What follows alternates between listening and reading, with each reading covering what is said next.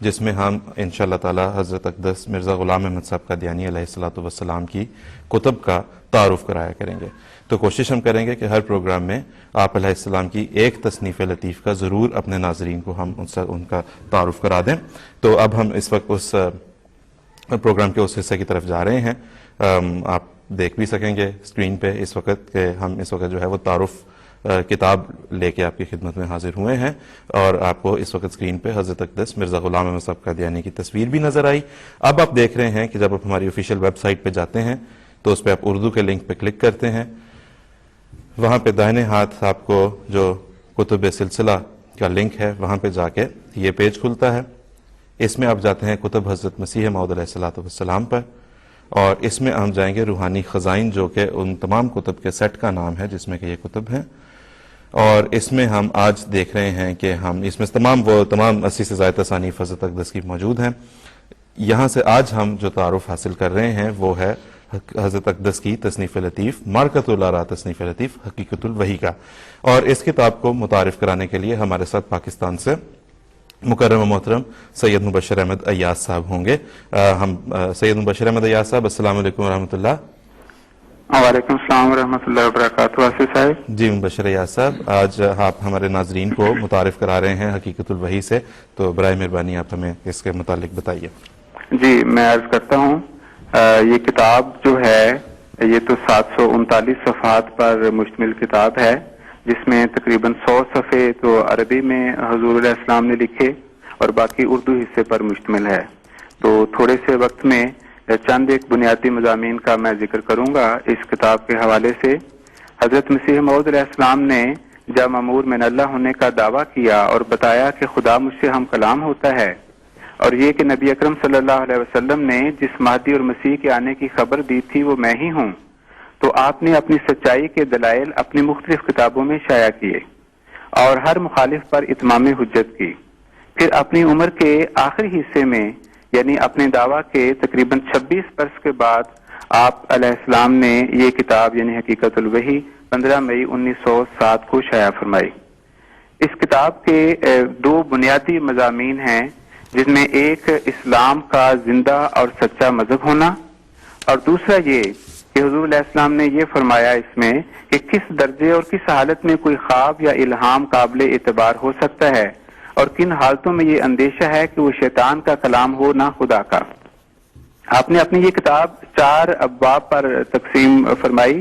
پہلے باب میں ان لوگوں کا بیان کیا کہ جن کو بعض سچی خوابیں آتی ہیں اور سچے الہام بھی ہوتے ہیں، لیکن خدا تعالیٰ سے ان کو کچھ بھی تعلق نہیں ہوتا. اور دوسرے باب میں ان لوگوں کا ذکر ہے کہ جن کو سچی خوابیں بھی آتی ہیں، الہام بھی ہوتے ہیں، اور خدا تعالیٰ سے کچھ تعلق تو ہے لیکن بڑا تعلق نہیں. اور تیسرے باب میں آپ نے ان لوگوں کا ذکر فرمایا جو خدا تعالیٰ سے اکمل اور اصفا طور پر وحی پاتے ہیں اور کامل طور پر شرف مکالمہ اور مخاطبہ ان کو حاصل ہوتا ہے، جیسا کہ خدا تعالیٰ کے پسندیدہ نبیوں اور رسولوں کا تعلق ہوتا ہے. اور حضور نے پھر چوتھے باب میں اپنے حالات کا بیان کیا ہے، اور اس میں یہ بیان کیا ہے کہ خدا تعالیٰ کے فضل اور کرم سے آپ علیہ السلام ان لوگوں میں شامل ہیں جن کا تیسرے باب میں ذکر ہے. اور پھر آپ نے یہ بیان فرمایا کہ کس طرح بچپن سے لے کر عمر کے اس آخری حصے تک خدا تعالیٰ کے پیار کا تعلق آپ سے رہا، اور پھر آپ نے خدا کے ان پیاروں اور محبوبوں کی علامات کا ذکر فرمایا جو پڑھنے سے تعلق رکھتی ہیں اور دل میں سرور پیدا کرتی ہیں. اور خدا کے پیار کی ایک جھلک آپ نے اس طرح بھی پیش کی ہے کہ گاہے گاہے جو آپ کو الہامات ہوتے رہے اس کا تھوڑا سا حصہ آپ نے اپنی اس کتاب میں لکھا. اور ایک بہت ضروری بات جو میں بیان کرنا چاہتا ہوں، تفسیر تو اس کی کتاب میں ہی پڑھی جا سکتی ہے، وہ یہ ہے کہ سارے الہامات کا ذکر کرتے ہوئے حضور نے اپنی اس کتاب میں خدا کے اس پیار کا جو آپ کے ساتھ ہوا، آپ نے جگہ جگہ یہ بیان فرمایا کہ یہ سب کچھ حضرت محمد مصطفیٰ صلی اللہ علیہ وسلم کی پیروی اور آپ سے محبت کرنے کے طفیل حاصل ہوا ہے. اور اسی کتاب کے صفحہ 67 پر آپ نے یہ بھی بیان فرمایا کہ اللہ تعالیٰ نے اپنا کسی سے پیار کرنا اس بات سے مشروط کیا ہے کہ ایسا شخص حضرت صلی اللہ علیہ وسلم کی پیروی کرے. آصف صاحب، یہاں میں ایک اور بات کا ذکر کرنا چاہتا ہوں کہ اس کے باوجود ظلم کی انتہا یہ ہے کہ 14ویں صدی کے ان ظالم مولویوں اور علماء جو ہیں، انہوں نے جان بوجھ کر عوام الناس کو یہ دھوکہ دیا ہے اور مسلسل دیتے چلے آ رہے ہیں کہ کہ نعوذ باللہ حضرت مسیح موعود علیہ السلام حضرت صلی اللہ علیہ وسلم کی ختم نبوت کے منکر ہیں اور الگ سے نبی ہونے کا دعویٰ کیا ہے. یہ ان ظالموں کا اتنا بڑا جھوٹ ہے کہ اگر اسے 14ویں صدی کا سب سے بڑا جھوٹ کہیں تو مبالغہ نہ ہوگا. اسی کتاب حقیقت الوحی میں آپ نے نبی اکرم صلی اللہ علیہ وسلم کے مقام خاتم الانبیاء کی نہایت عرفان انگیز تشریح فرمائی ہے جو کتاب کے مختلف مقامات پر موجود ہے. اسی طرح آپ نے اس کتاب میں اس الزام کی تردید کرتے ہوئے کہ گویا آپ ختم نبوت کے منکر ہیں، آپ نے فرمایا کہ ایک اور نادانی یہ ہے کہ جاہل لوگوں کو بھڑکانے کے لیے کہتے ہیں کہ اس شخص نے نبوت کا دعویٰ کیا ہے، حالانکہ یہ ان کا سراسر افترا ہے.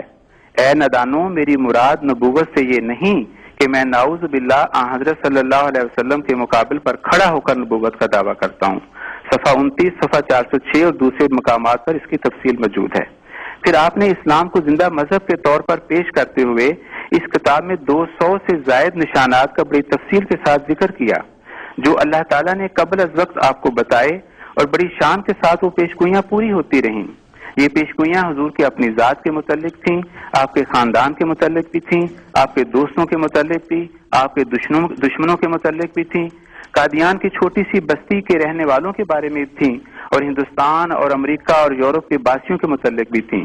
ان پیشگوئیوں میں لوگوں کے بیمار ہونے، بیماروں کے صحت یاب ہونے، لوگوں کے زندگی پا جانے، عزت و توقیر حاصل ہونے اور مخالف اور مقابلے پر آنے والوں کی موت اور ذلت و رسوائی کا مزہ چکھنے کے متعلق بھی پیشگوئیاں تھیں.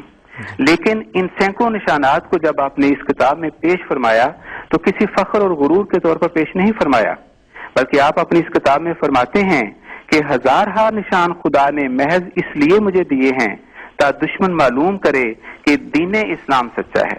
میں اپنی کوئی عزت نہیں چاہتا بلکہ اس کی عزت چاہتا ہوں جس کے لیے میں بھیجا گیا ہوں. پھر آپ اپنی اس کتاب میں یہ بھی فرماتے ہیں کہ میرے لیے اس نعمت کو پانا ممکن نہ تھا اگر میں اپنے سید و مولا فخر الانبیاء اور خیر الورا حضرت محمد مصطفیٰ صلی اللہ علیہ وسلم کی پیروی نہ کرتا. سو میں نے جو کچھ پایا اس کی پیروی سے پایا. آپ نے اپنی اس کتاب میں پیشگوئیوں کی حقیقت، ان کی فلسفی پر بھی روشنی ڈالی اور مولویوں کے مختلف اعتراضات کا جواب بھی دیا جن میں انہوں نے کبھی یہ اعتراض کیا کہ فلاں پیشگوئی پوری نہیں ہوئی، کبھی یہ کیا کہ فلاں الہام جو ہے وہ پورا نہیں ہوا. ابھی آپ کے اس پروگرام میں استاد المحترم مومن صاحب نے دجال کے بارے میں ایک سوال کا جواب دیا تھا. حضرت اقدس علیہ السلام نے حقیقت الوحی میں صفحہ 44، صفحہ 295، صفحہ 456 پر بھی دجال کی بہت پرمعرف توضیح اور تفسیر فرمائی ہے جس کا خلاصہ یہ ہے کہ عیسائیت کا فتنہ اور بھوت جو ہے اس سے یہ مراد ہے. تو وہاں یہ تفصیل پڑھی جا سکتی ہے. ایک اور اہم بات جو غور و فکر کرنے والوں کو ایک روشنی عطا کر سکتی ہے وہ یہ ہے کہ جیسا کہ میں نے عرض کیا ہے کہ یہ کتاب آپ نے اپنی عمر کے آخری حصے میں لکھی. اس سے قبل آپ نے تقریباً 12 سال پہلے تمام مخالف مسلمان علماء اور گدی نشینوں اور پیروں کو جو مخالفت سے باز نہیں آتے تھے مباہلے کی دعوت دی، اور جب دعوت دی اس وقت جن کو دی وہ 52 کے قریب وہ لوگ تھے، اور جب حضور نے حقیقت الوحی لکھی تو تقریباً تمام کے تمام آپ کی بد دعا کا شکار ہو کر وہ اپنی موت آپ مر چکے تھے اور اسی طرح مرے جس طرح آپ نے ان کے متعلق بد دعا کی تھی. کوئی سانپ کاٹنے سے، کوئی دیوانہ ہو کر، کوئی اندھا ہو کر اور کوئی مفلوج ہو کر. صرف 12 افراد باقی بچے اور وہ بھی ذلت اور عبرت کے نشان کے طور پر وہ زندہ رہے. آپ نے اپنی اسی کتاب کے صفحہ 313 اور صفحہ 454 پر یہ ساری تفصیل بیان فرمائی ہے. آخر پر میں یہ عرض کروں گا کہ آپ نے اپنی اس کتاب حقیقت الوحی میں ایک جگہ لکھا ہے جو تب بھی اور آج بھی اسی طرح دلوں کو ہلا دینے والی تحریر ہے، اور اگر دل میں ہو خوف کردگار تو اس کتاب کا یہی ایک صفحہ کافی ہے. آپ فرماتے ہیں اگر میں ہر قسم کا عیب اپنے اندر رکھتا ہوں اور بقول ان کے میں عہد شکن اور کذاب اور دجال اور مفتری اور خائن ہوں، پھر اس میں کیا بھید ہے کہ بد اور بدکار اور خائن اور کذاب تو میں تھا، مگر میرے مقابل پر ہر ایک فرشتہ سیرت جب آیا تو وہی مارا گیا. جس نے مباہلہ کیا وہی تباہ ہوا، جس نے میرے پر بد دعا کی وہ بد دعا اسی پر پڑی، جس نے میرے پر کوئی مقدمہ عدالت میں دائر کیا اسی نے شکست کھائی. بس برائے خدا سوچو کہ یہ الٹا اثر کیوں ظاہر ہوا، کیوں میرے مقابل پر نیک مارے گئے اور ہر ایک مقابلے میں خدا نے مجھے بچایا. کیا اس سے میری کرامت ثابت نہیں ہوئی؟